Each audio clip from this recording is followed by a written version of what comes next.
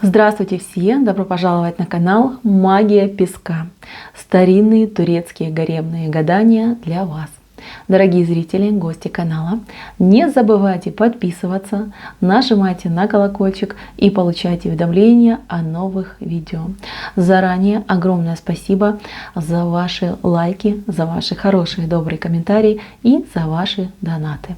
Тема сегодняшнего гадания звучит так. Чем вы покорили его в прошлом и какой он видит вас сейчас? Кто вы для него по жизни? Мои дорогие, пожалуйста, посмотрите на песочек, подумайте о своем любимом мужчине, о том, кто вам интересен. Вспомните его глаза, его голос, его улыбку. Мысленно, либо вслух вы можете задать ему такой вопрос. Чем я покорила тебя в прошлом? И кем для тебя я являюсь сейчас? И в целом, да, кто я для тебя по жизни? Надеюсь, вы настроились. Я убираю Назар. Прошу высшие силы дать мне возможность ответить на все ваши вопросы и послать для вас только самую важную, самую полезную и самую нужную информацию. Итак, давайте же посмотрим, чем вы покорили загаданного человека в прошлом. Чем вы покорили загаданного человека в прошлом? Как он к вам отнесся? Что подумал? Так, ну в прошлом здесь картина маслом. Человек просто был сражен и покорен вашей красотой. Вашей красотой, вашей привлекательностью, вашей сексуальностью. Мои милые, человек просто увидел вас, вот этот прекрасный цветок. Видите, прекрасный аленький цветочек. Здесь у нас такой тюльпанчик вышел. Тюльпан — это вообще символ Турции. Даже на всех открытках турецких, да, вот представительских везде есть тюльпан. Мои милые, ну что я хочу сказать, вы, конечно же, для него просто, как говорят здесь, и солнце, и луна, луналикая, самая прекрасная, самая замечательная. И мужчина был сражен, просто сражен с первого взгляда, с первого момента, когда вы встретились глазами. И здесь, знаете, вот страсть, она не только физиологическая, да, но и ментальная. Когда он увидел перед собой такую, знаете, непокорную бунтарку, очень сложенную, очень неоднообразную, такую вот прям, знаете, фееричную, недосягаемую, которая знает себе цену, которая идет по жизни, вот такая улыбается с высоко поднятой головой. И знаете, настолько вы ему показались недоступная, настолько прекрасная звезда, далекая и холодная, что он просто остолбенел и сам же себе поклялся, что я буду добиваться, чего бы мне ни стоило, я буду добиваться ее, потому что только она может сделать меня счастливым человеком. И ваш любимый человек, вот он бросился просто как на амбразуру. Сначала он готовился мысленно, готовился физически, да, как с вами общаться, как с вами разговаривать. Ему все время казалось, что вы его, знаете, вот как тут, ну такая вот, как эта штука называется, да, рогатина, да, что вы его просто вот затыкаете насмерть, да, слова ваши какие-то вот были острые по ножу, как-то вы с ним остро разговаривали. Ему казалось, что нет, вы не сдадитесь, и ему никогда вас не покорить, что он, ну такой, знаете, ну, никчемный же, да, маленький, извините за слово, но вот так идет. И тут мужчина, конечно, ходил павлином вокруг вас и пытался там и сражать, и покорять. И не знаю, тут у кого-то, кстати, мужчина, вот честно, девочки, у кого-то мужчина обращался именно к специалистам, возможно, там к тарологам, эзотерикам, да, то есть просто здесь есть значок такой, да, когда мужчина пытался там узнать, как же вы к нему относитесь. Почему? Потому что ему казалось, что у вас очень много разных есть мужчин, вариантов, возможностей, и вы, ну, вы непреклонны, потому что есть из кого выбирать. Вы непреклонны, потому что вы, ну, такая ледышка, да, которая думает о себе, о своем счастье. И что с вами может быть только лишь сильнейший. Себя сильнейшим, к сожалению, он не считает, а может даже к радости. Вот такой момент я вижу. И здесь мужчина, конечно, из кожи вон лез. Вы лишали его напрочь покоя. Беспокойные у него были мысли, сон вообще практически отсутствовал. Собирал о вас информацию, следил за вами, расспрашивал о вас. То есть человек вами просто грезил. Вот такую ситуацию я вижу. Здесь очень много знаков, которые мне говорят о том, что человек, ну просто поклялся, да, вот он как-то, видите, руки к небу взымает и говорит: вот дайте мне эту женщину в отношении, я там буду хорошим мальчиком, да. Ну какие-то клятвы он давал. У каждого будет своя, но тем не менее я это вижу. Он даже высшие силы призывал себе в помощь. Вот такая ситуация. Так, знаете, он даже думал, что если я смогу, например, с ней войти в отношения, я буду самой счастливой. И если мне представится возможность, сразу женюсь. Да. Иногда он думал, почему мы там живем в наше время, да, нельзя просто пойти там ее у родителей купить, да, вот там по сговору. Какие-то такие, знаете, мысли вообще чуть ли не абсурдные у него были. Но, конечно же, покорен он был вашей красотой. Ваша красота и ваш ум. То есть как-то, знаете, и с той стороны его очень сильно вы зацепили, и с этой стороны зацепили. Мужчина вообще, вот знаете, с первого взгляда просто залип на вас. Залип и все. Люблю, хочу, да. Куплю, люблю и полетели, да. Но вы не такая, с вами так нельзя. Вас действительно нужно было добиваться, и вам нужно соответствовать было. Вы уже такая у меня были наученная, да, скорее всего. И у вас был определенный стереотип относительно мужчин, кстати.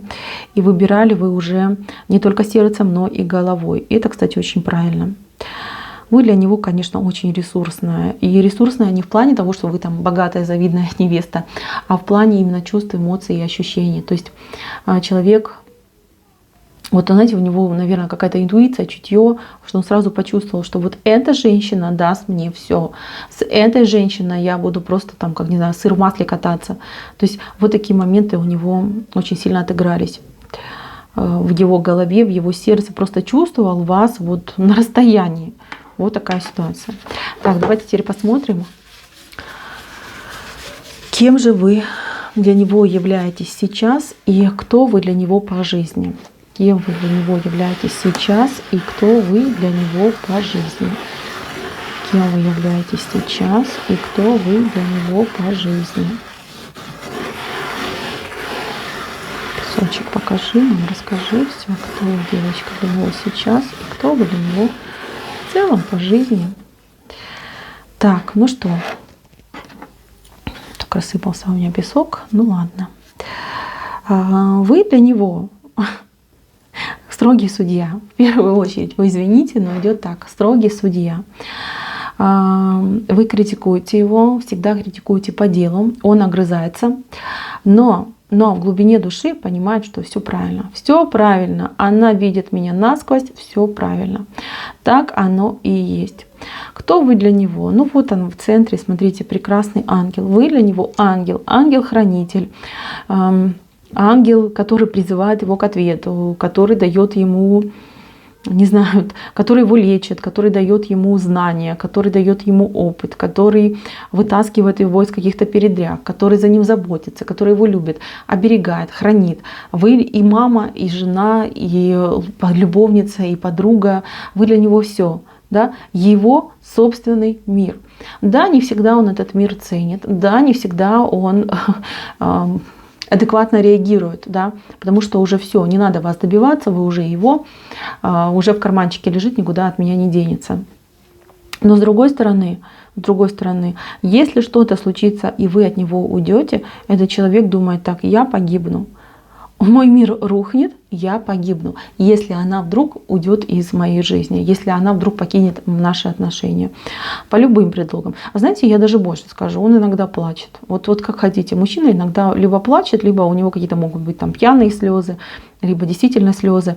Вот он иногда себя доводит до такого состояния, например, если вы поссоритесь, либо что-то между вами произойдет, что вот я ее потерял, ее больше со мной рядом нет, и он начинает вот плакать, оплакивать свою жизнь.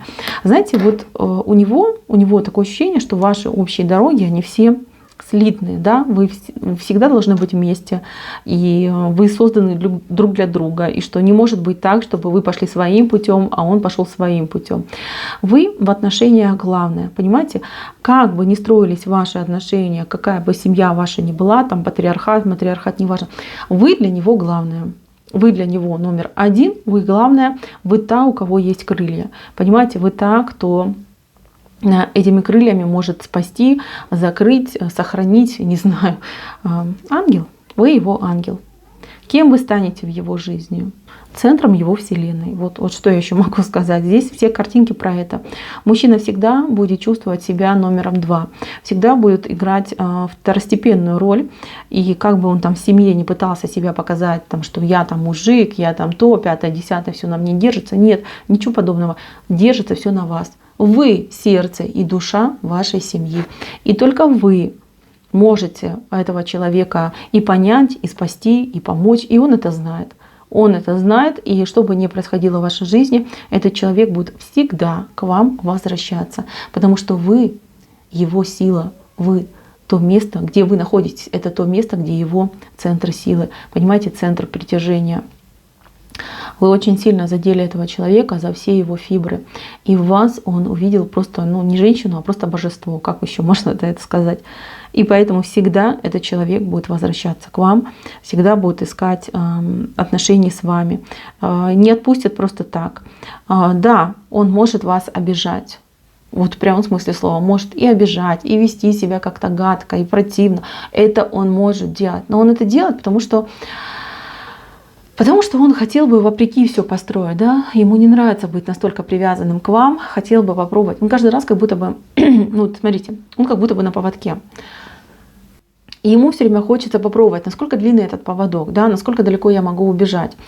Либо, знаете, вот как вы его гладите, а он вас покусывает.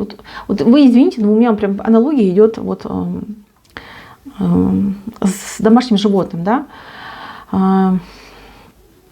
Вы его гладите, он покусывает. И пока вы терпите, он вас покусает, да, и проверяет, когда же она разозлится, до какой степени я могу ее там укусить.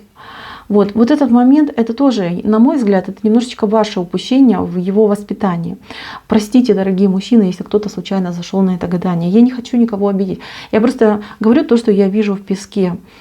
Здесь именно идет та ситуация, когда человек, неважно сколько ему лет, он просто немножечко недозрел.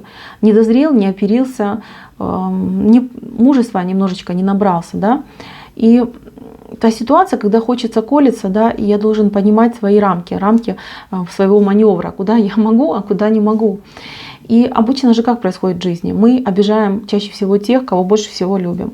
Вот и все. Вот это такой закон, не знаю, природы, подлости. Кто придумал такое, почему так происходит? Ответа нет.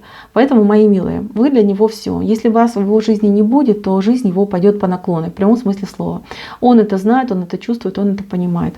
То, что он вас иногда обижает, шалит, как можно это объяснить? Шаловливые мысли в голове, да, там искушение какое-то, там бесы им играют, как еще бывает. Да, человек просто не ведает, что творит. Он потом тоже очень сильно сожалеет и сам себя винит.